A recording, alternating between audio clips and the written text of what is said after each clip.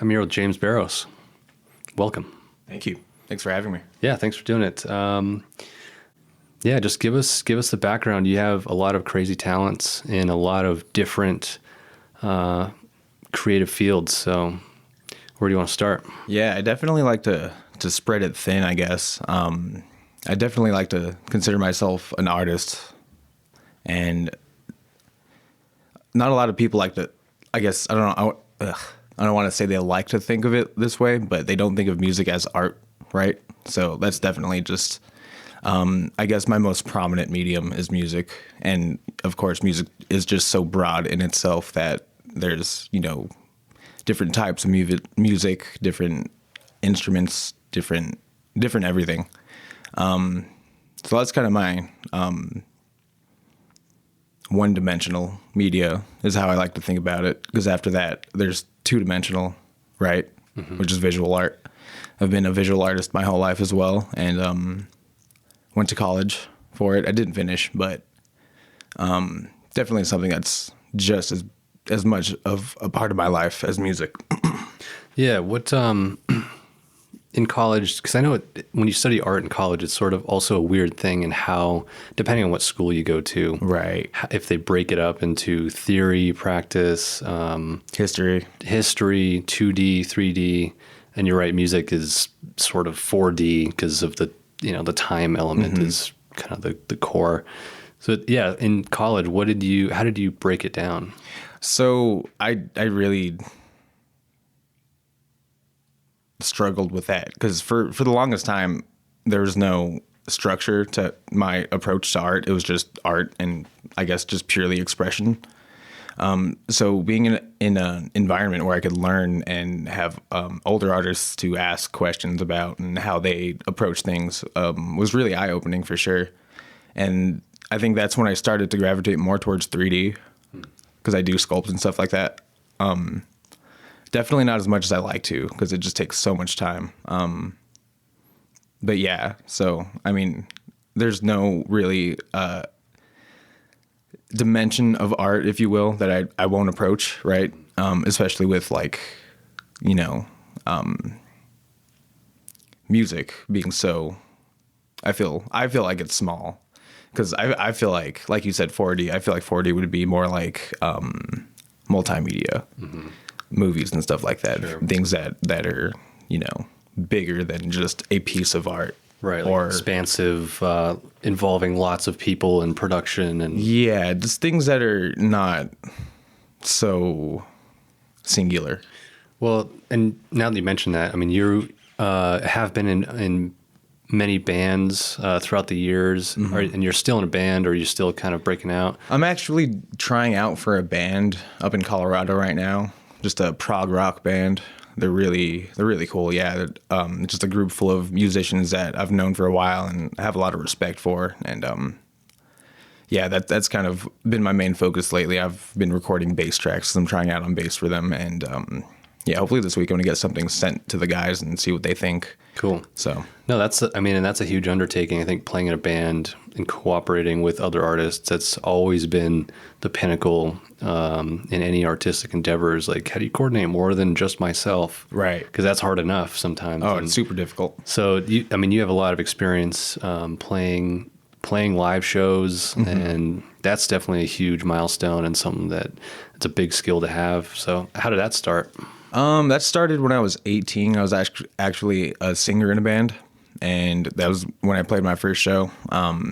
Just a death metal band, super old school, actually. Nice. But then after that, I started my own band, which has since kind of fizzled out. I'm kind of thinking of bringing the name back with, kind of as a solo project. Mm.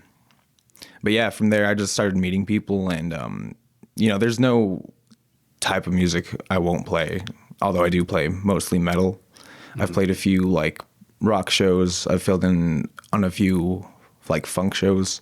Cool. I definitely don't like do paid gigs as much as I like to, mm-hmm. but I definitely like to do that. But yeah, no, I mean, I love metal. Most of my friends are metalheads.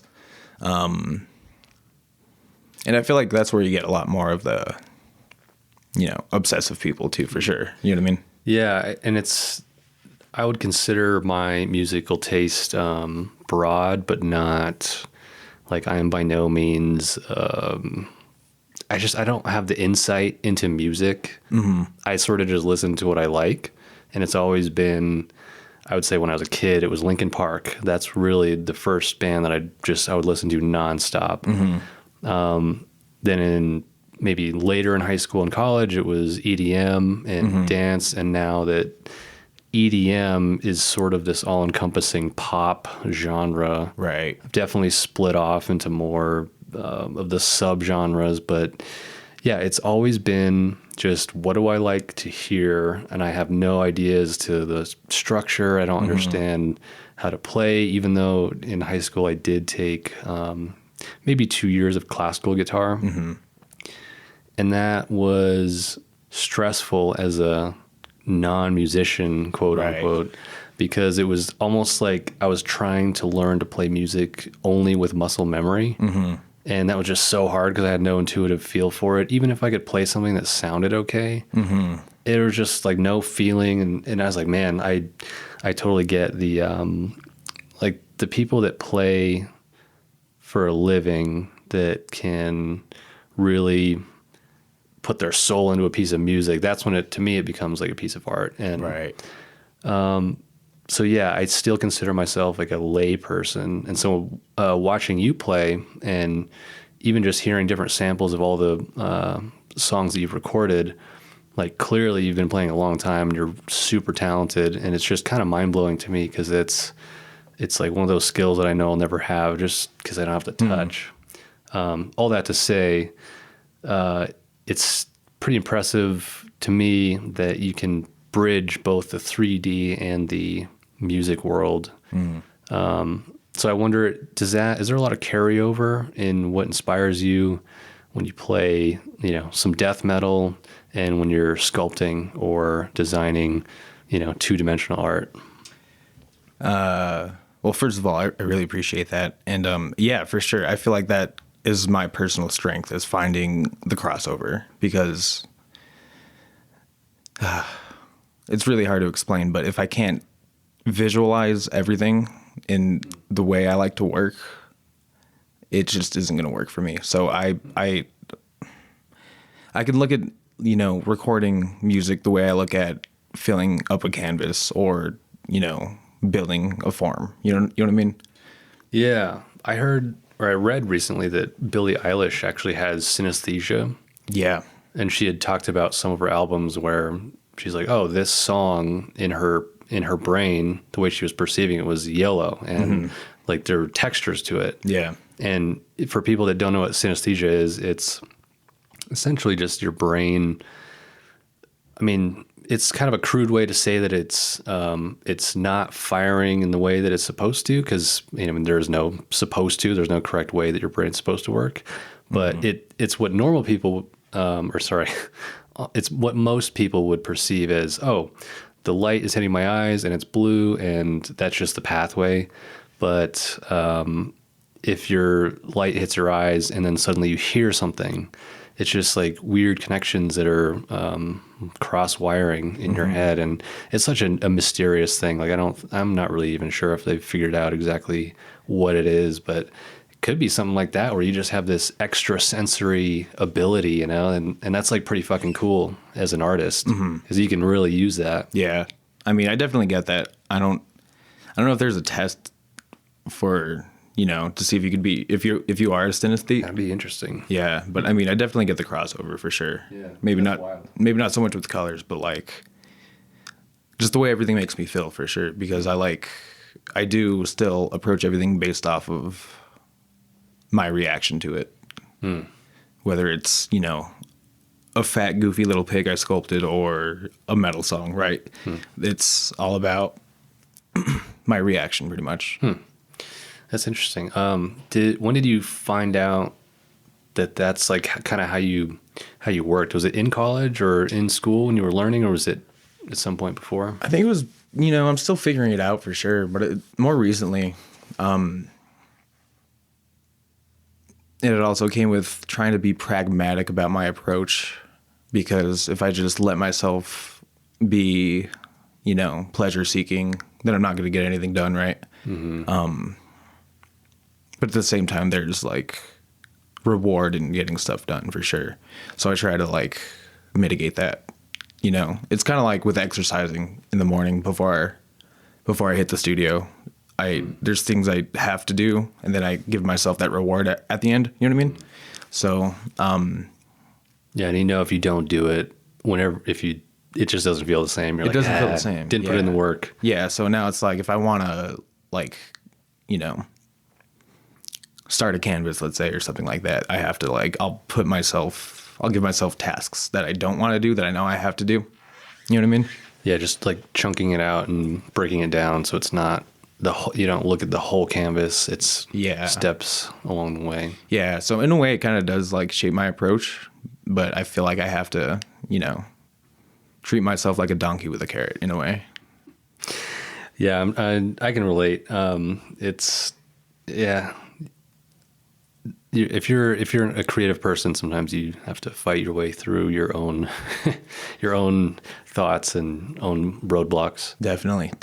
I feel like I dealt with a lot of that in a lot of bands I've been in, because a lot of the time it's like they just want to play live shows because that's the fun part, right? Hang out with the friends, have a good time. And when it comes down to studio time and practicing, it's not so much there. Can you walk us through? Okay, so for people that aren't in bands, or let's say you're in a band and you have a live show that's booked in 3 months, and you already have like maybe some EPs or some songs that everyone knows how to play well. They can pretty much play it cold. What's the process for preparing for a live show? Do you try and put new music together for it and test it, or is it more of a just play everything perfectly? So that largely depends on the band. In my previous band, the case was we had an EP done, everybody practiced it to death, and we were able to go, long stretches of time without playing, which wasn't the norm for sure. And have a show and come together that day, have, a rehearsal and play that night, and everything was usually good. The band I'm playing with, or hoping to play with now, it's the opposite, where they actually just played a show and it was all new material, and it was with all a new drummer, and the guitarists were together, and they just like 2 out of 4 of their prior members left, moved out of state, and it was their first time playing live all that material. And not only that, like playing together, like they had one rehearsal that day, I think, because one of the guitarists actually lives in Albuquerque. So I feel like that's a lot harder to do for sure, and not so common, because I feel like a lot of people want to be perfectionists and not really crowd test stuff. But I feel like that's a smarter way of working for sure. That's interesting. It's a lot of dynamics to work with, especially. I mean, then that's the thing about music that's always seemed so daunting to me, is that not only do you have to write it and match the instrument component, the instrumentals, with the lyrics or vocals or whatever the written part is, with the time you put into practice it, and then it's like, hey, every time you play it, it's like something new. It's like if you had to paint the same painting at every art show or gallery opening, right, live on the spot. It's just like it's impressive that people can work like that, and it really just it comes together, and you almost get in a better flow, I would guess. Have you experienced like just that you're recreating, but you're also kind of just doing the same kind of going through the motions? Yeah, for sure. And things do evolve over time, a little bit here and there, you know what I mean? What's it like playing with crowds that are either thin or sparse, or maybe maybe you're the opener, maybe they're just there waiting for the next. Do you look at it as like, this is just good experience, practice, or are you trying to really like hook people and be like, you should, get into this song because there's a lot of energy behind it?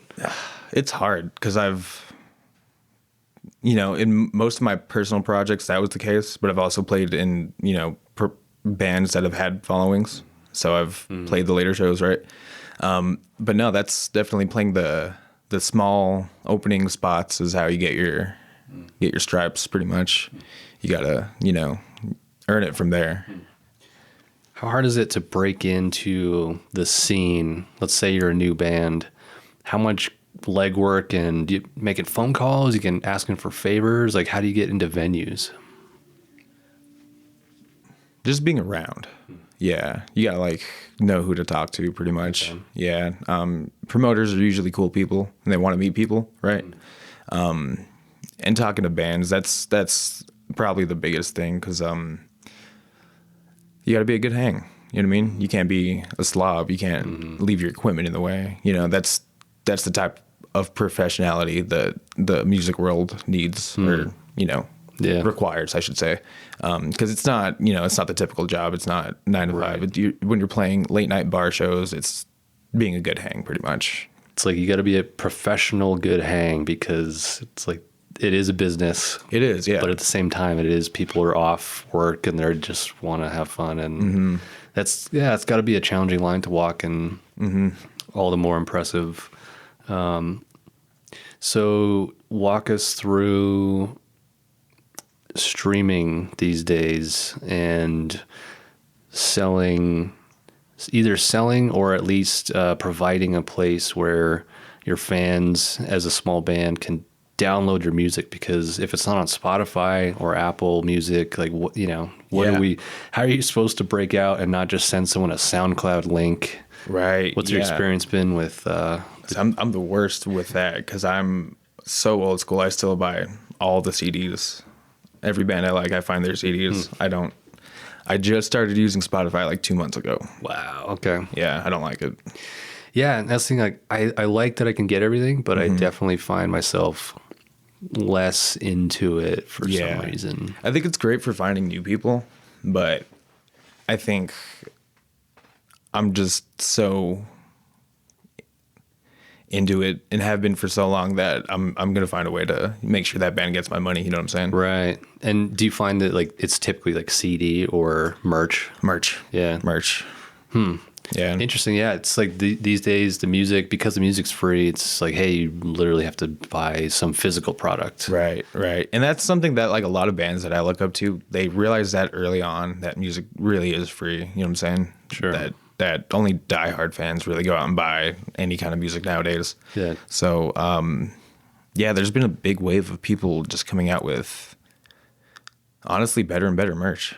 And I don't know if I should say better, but there's, it's not just your typical black band tee nowadays. It's like people are rolling out with Carhartt jackets and stuff like that. And it's cool and stuff, but like, I'm glad that the quality's gotten better just on the manufacturing side, where back in the day you get that iron-on patch that would just make your chest like sweat. Right. And, it fell off the first time you washed it. Like, it's cool, but these days it's actually like everything's like solid quality, which really helps. Yeah, it's really cool. And vinyl's coming back.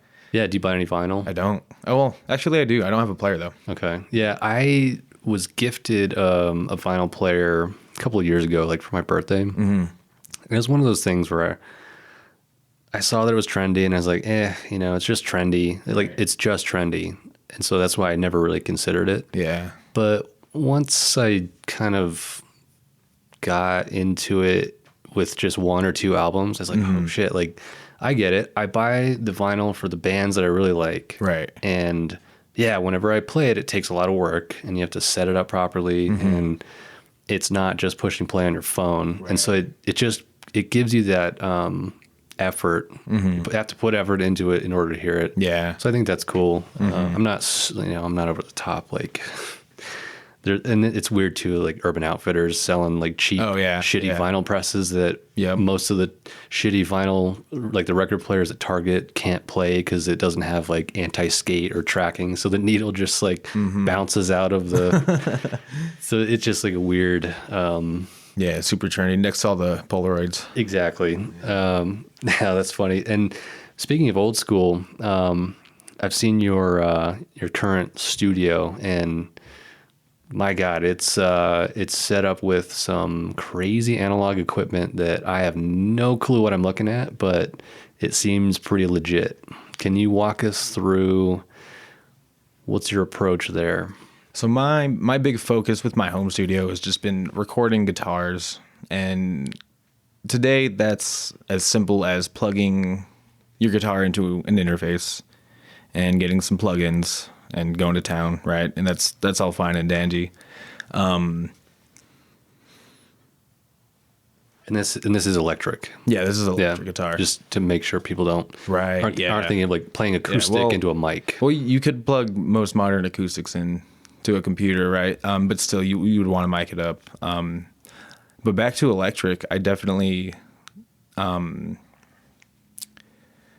value in learning to record a real amplifier, because not only are there more real amplifiers than there are models. I feel like a lot of the time companies tend to model not only the same amp but the same speaker, and it could go even further because they use the same mic to mic up the same, Okay, so break this down, because this was a learning experience for me, and just watching you set it up, because I realized, like, oh, let's say when you hop on GarageBand on your laptop and you open up a track and you drop the guitar icon onto it, and it you hit a note and it sounds like an electric guitar, right? And then you click the distortion and it's distorted electric guitar, like a rock song or like an alternative song.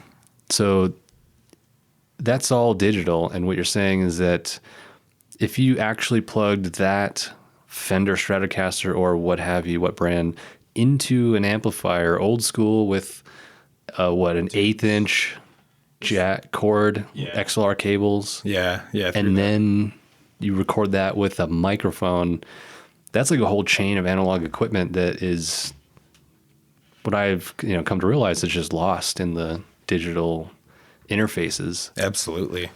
So that kind of blew my mind. So walk us through that kind of chain. Yeah. So sorry for interrupting you. No, you're good. But it's the I guess it is the analog equipment, because I could even plug my amps into an attenuator and plug that attenuator into my computer, because I can't plug the amps directly into my computer. It's too much power, right? But just cutting out the pre-made aspect of it, basically, because I also find that people get stuck in ruts very easily with their sound, and I've just been really focused on like developing my own sound, I guess, even though I really haven't put much out recently. Doing a lot of groundwork, so to speak, right? So it is like crafting your sound, and your sound really is, you're putting in the legwork to acquire an analog amp that is going to sound the way it should. Right. See, and that's the thing too, because like you could get 3 of the same amp and they're going to sound different. They have character, they take valve tubes. So if you put different tubes in, that could further shape the sound, right? And then rack effects or pedal effects before that, it's pretty intense when you try to think about all of it. But it's, after 20 years, it feels intuitive. I'm sure to you it's second nature, and you just intuitively know where to go. Left, right, make all these decisions. Right. Oh, this sounds really cool. This is a good combo. I mean, as you know, I've been getting into photography and cinematography, and that whole world is also kind of the same thing, where it's a lens and a camera. Yeah, but there's a million different lens combinations. There's a million different ways to shoot, like the shutter speed, controlling the light. It's just, once I got into that, I was like, oh God, this is a rabbit hole. Like, I just want to make like a nice looking image. And once you learn how to do the basic thing, then you're like, oh, how do I get a little style in here? Can I apply something? Right. So I can only imagine, like, with music, it's just orders of magnitude more complex than something that's like mechanical, because there's only so much you can do with like, if this lens doesn't fit onto this camera body, like there's no way to. But with like electricity and analog electronics, it's like you kind of just, if you can get the signal or the power, like might work. Yeah, it's definitely been the craziest thing I've tried to undertake. But yeah, it's all, working on an invisible signal that you can see if you record it, right? But until you get to that point, you're kind of shooting blind sometimes. Oh, that's a good way to put it. Yeah. I never really thought of it like that. Like it's invisible. Yeah, but at the same time, like technology is so great. Like the fact that I have a computer in my home that can record music that I can plug a mic into, it's a very powerful thing. And even 10 years ago, that wasn't the case. Like we've come so far. When did you first start? You first started with the guitar? Like that was your first instrument, or? Yeah, that was my first instrument when I was like 7. Okay. Yeah. And give us the full list of instruments that you can play. Not perfectly, but like proficiently, or something you could maybe you could cover for somebody in a band if they were in a jam. Yeah, I think I could cover anything, honestly. Yeah, that's impressive. I'm gonna say that and be very egotistical about it, but at the same time, it's like I've I don't want to say I've studied music because I really haven't studied like music theory, but I've been around music long enough to like understand Western music well enough to translate it between instruments, whether it's guitar, bass, any stringed instrument is pretty much the same. But even like woodwind instruments and like different things. Yeah, it's almost like the signal. I mean, at the end of the day, music is just air pressure variations hitting your eardrum. Mm-hmm. So it seems like you could build an intuitive sense of that, and when you know how instruments work, it's like, okay, I get the. For sure. So do you? I gotta imagine that the carryover from playing bass, guitar, and drums, and like all of that's got to just meld, and you've got to have just such a good kind of. You must be like inspired all the time, I'd imagine. Oh, or maybe it's like too much. I don't know. It is way too much. It's absolutely, unequivocally too much. It's hard to like calm down and not, and to focus for sure. I definitely got to like make sure I'm on the right track, not just going off the deep end all the time. But sometimes it's okay. Sometimes that's how you get cool stuff, right? But yeah, no, I think the growth from like, because when I was younger, I was like super into like death metal. That was like it for me from like 6th to 8th grade almost. Yeah. And I think coming out of that, I still retained a lot of the, rougher edges because I love metal. I'll never not. What's like, sorry to jump in, but what's like the most approachable metal that you can think of for like the average sort of radio listening? I think it's getting so much more approachable. Yeah. There's it's hard to say. There's so many new artists, and sometimes they see.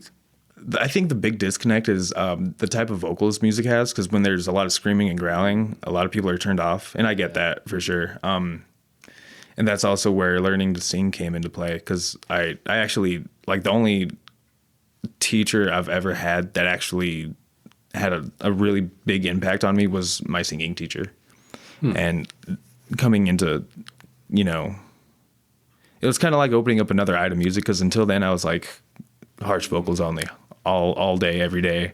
I didn't care for singing. But then listening to metal with more clean singing, and listening to how it's evolved from like, old school speed power metal with, operatic overtones and just big vocals to something that's more palatable to today's taste and a lot more pop oriented. And there's a lot of artists trying to, I don't want to say break into the mainstream, but they're not just making big, abrasive, ugly metal. It's big, abrasive, beautiful metal now. And it's the craziest thing. Yeah, it's, I guess my gateway drug was probably Dragon Force when I was in like middle school. Yeah. It was just speed metal, and I was like, oh, this is, Right. this is too much. It was just too fun to listen to. And they're still around. The band members kind of hop in, hop out kind of thing. But I found myself listening to Forever Still probably nonstop last year. It's a very interesting band. They're from Denmark. The lead singer, Maya, is classically trained, a classically trained vocalist who then kind of sing, their band, it's a metal band. And it's just such a unique overlap. And I totally see what you mean by like, it used to just be kind of simple lanes, simple formulas, but now they're all mixing. And, there are some songs that from Forever Still I would give to my grandma to listen to and be like, hey, you wouldn't hate this. Yeah. Yeah. And so these days there's just so much choice in music. Do you have like a good core number of groups that you listen to and then kind of branch out, or do you just? No, it's pretty all over the place. And like, yeah, to the point where I laugh when people say they listen to everything. Like in my mind though, because I don't want to be like a jerk about it. Yeah. But there's some weird music out there, man. It's pretty good. No, but I have friends all over the country that I just, that's all we do is send music back and forth and like, hey, listen to this band. Have you heard these guys, And also being friends with other people in bands, I find the wildest stuff. Because when I'm just left on my own, it's kind of like I just go in circles. But like, I don't know. It's crazy. I feel like it's like the metalheads that always give me the weirdest, like most off the wall stuff that's not even metal. And I don't know. Yeah, I think somebody sent me, this was when I was in college, somebody sent me the Devin Townsend project, and love him. He's like, it is an ex-opera singer, right? Yeah. Like Ridiculous. Unreal. Like if you haven't heard this, you should pause this podcast right now and go just to YouTube or whatever, Devin Townsend project, and holy shit. Yeah, it's funny. I listened to him. He was in a death metal band before he branched off and did his own thing, and I've listened to him since like 2006. And I have to imagine, like, it's technically, like, vocals are like technically perfect, and then it's just in a different context, and all of a sudden you're like, holy shit. I'm sure people have tried it before, but maybe he was just the first one that got it. He's so off the wall. Yeah, and it's so cool to like hear so many different combinations these days. Does that? I guess that also has got to be tricky. Like as an artist, you're definitely kind of supposed to go down a certain track if you want to get, signed or get concerts booked, or you kind of it seems like you have to be a genre. Do you feel that pressure, and do you try and work in other elements? I don't think I really feel that pressure. I've always only been interested in being authentically me, you know what I mean? And on top of that, I've never been in any project that was, I don't want to say big enough, because sometimes these small bands could get signed, but that's been signed, right? I do have friends in projects that are signed, and sometimes I could hear the headaches, you know what I mean? So I guess from that standpoint, but at the same time, like a lot of my favorite artists are starting to move towards being independent artists and leaving bigger labels. So it's kind of like, in today's day and age, you don't have to get signed, because I don't know, getting signed's it's a tricky business arrangement for sure. Is it, actually, I've never really understood the concept of a label. Like I know, I've heard it a million times, but what exactly is a label? So a label generally is, it's hard to say, because they can do well, really, it ranges between promotion and touring, whether or not they're willing to like put you on tours they put on, basically, right? Gotcha. And every deal can be different, I'm sure, but either way, the general idea is that they're giving you a loan, whether it's giving you a promotional loan, a tour loan, basically, or, you know, studio money, right? And a lot of the times at the end of a contract, bands just have to pay out more than anything, right? So they can definitely get trapped in a contract for sure, right? And like I said, I've never really been a part of anything like that, and I'm sure it can be so much more complicated than I can understand. But I think that's the general gist of being on a label, is they kind of enable you with, you know, the means monetarily. Yeah, and I could totally see how that would go really well if it's if the management's good, but it could also trap you.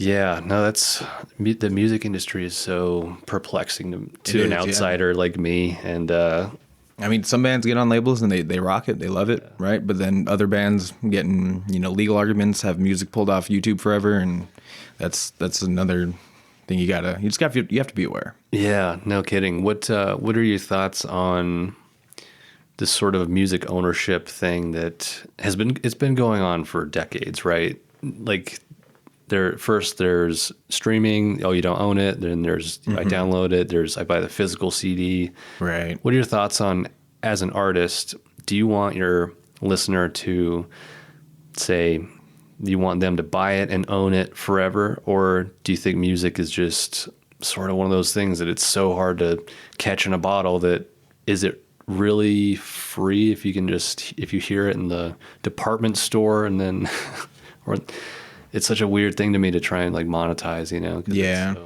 It's very hard. It's funny because like I know I've seen bands like leak their own music. You know what I mean? They're just like, we're not even going to try. Right. There's no point. Yeah. But I think at the same time, that could be kind of freeing. Like, I'll never expect to make money off a recording, right? But I'm still here doing it. And I feel like it's more, I don't want to be a purist about it, but it is more pure in a way, you know? And that's not to say that there aren't ways that musicians can't make money, because there definitely are. It's just not in recording or necessarily playing live.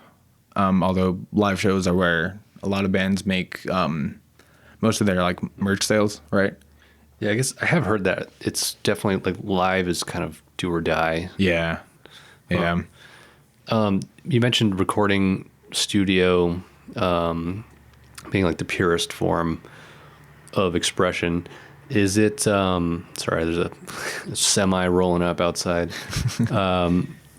Hopefully you can't hear that too much on the recording, but is recording studio time expensive?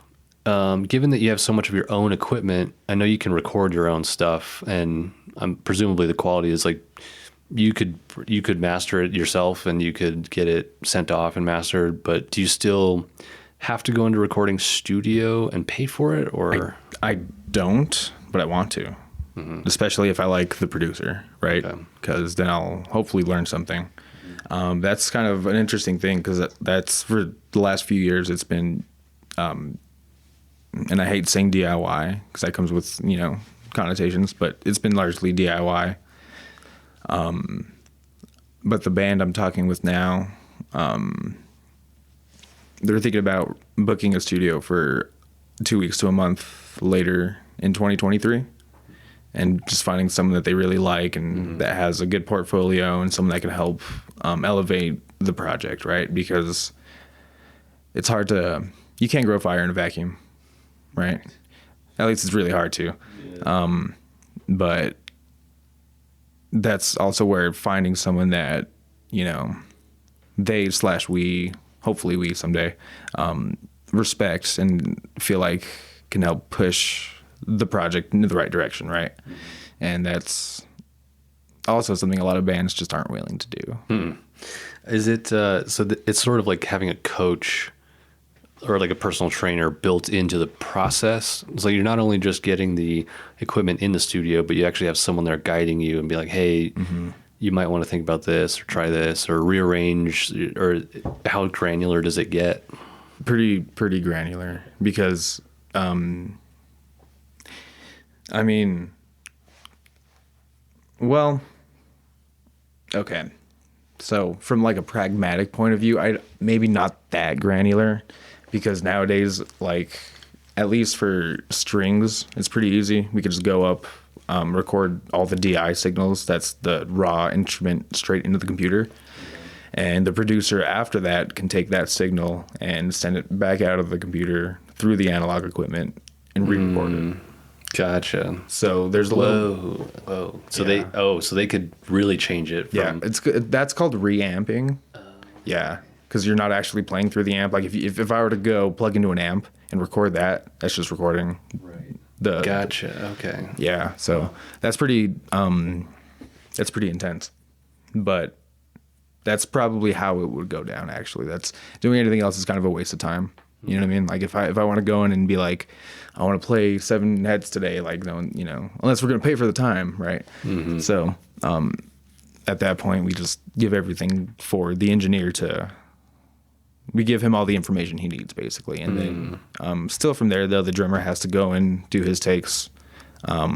Vocalist has to go and do his takes.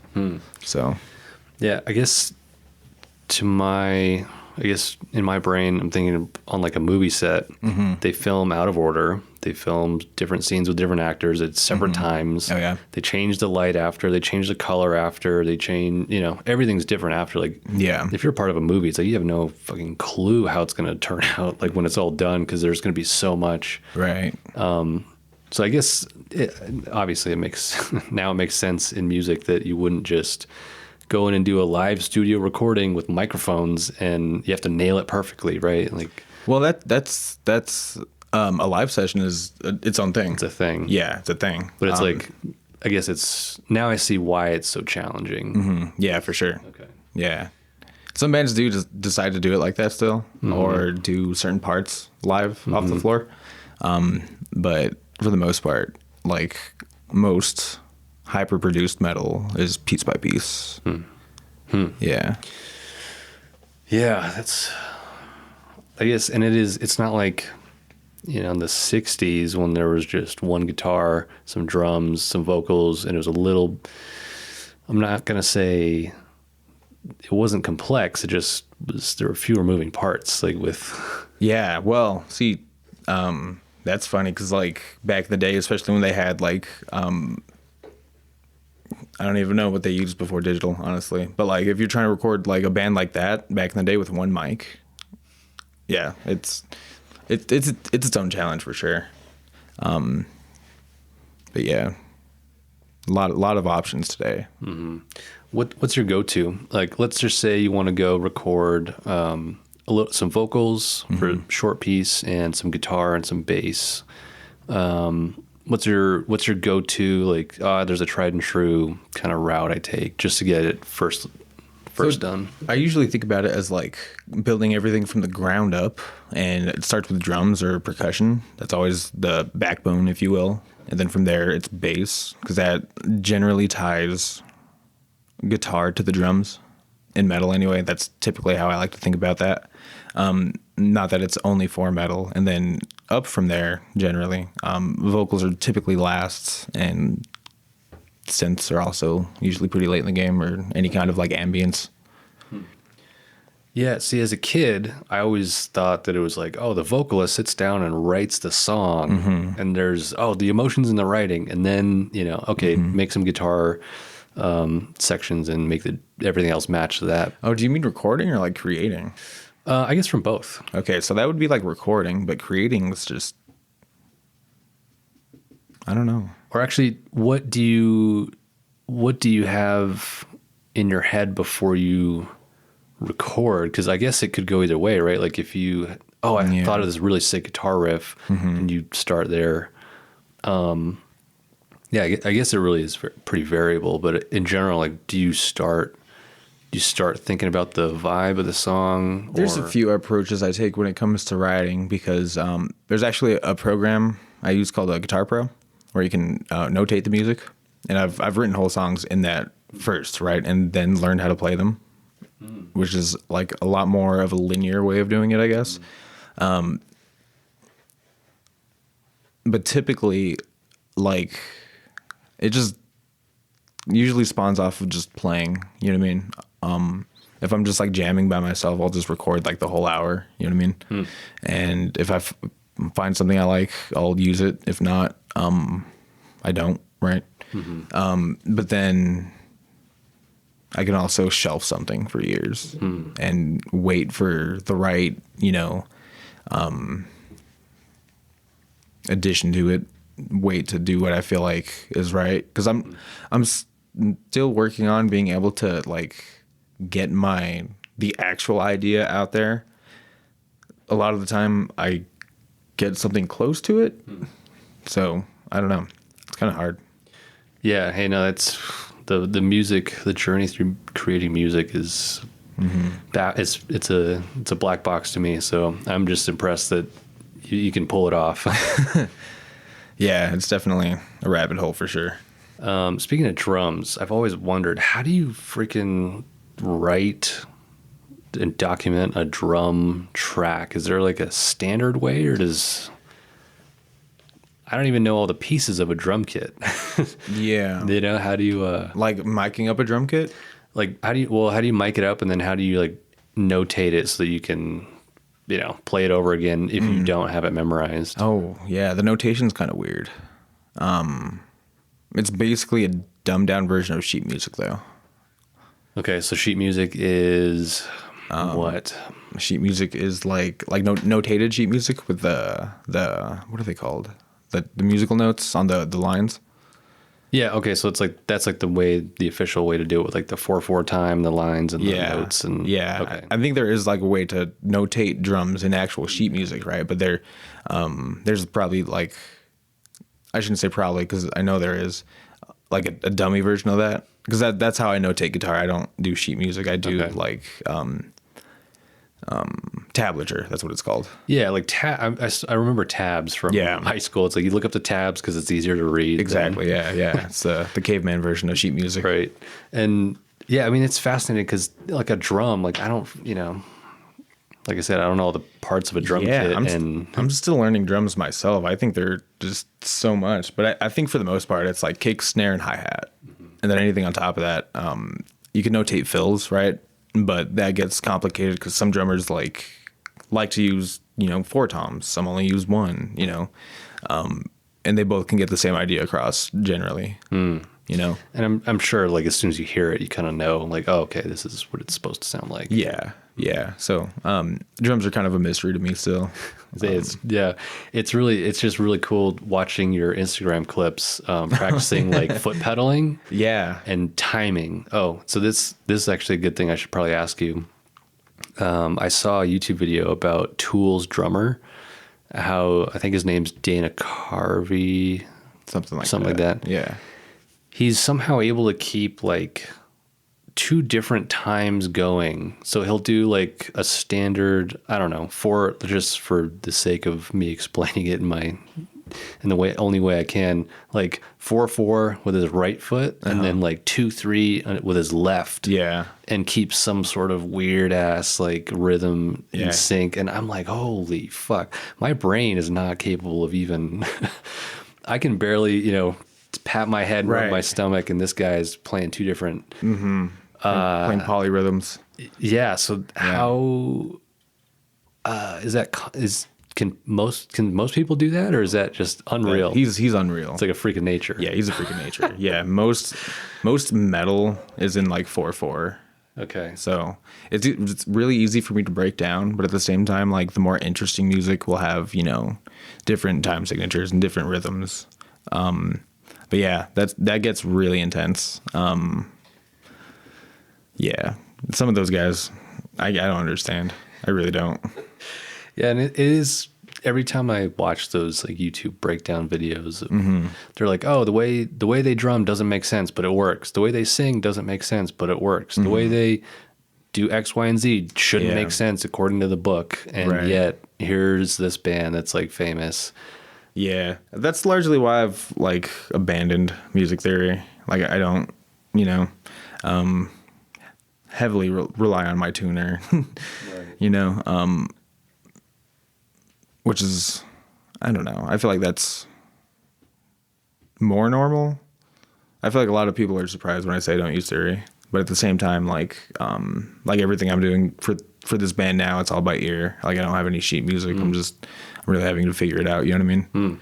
So that's also, I have heard that with some musicians that, yeah, like you play what you hear and what you feel like playing, and that, you know, like we said, like the human body just absorbs music, you know, with vibration.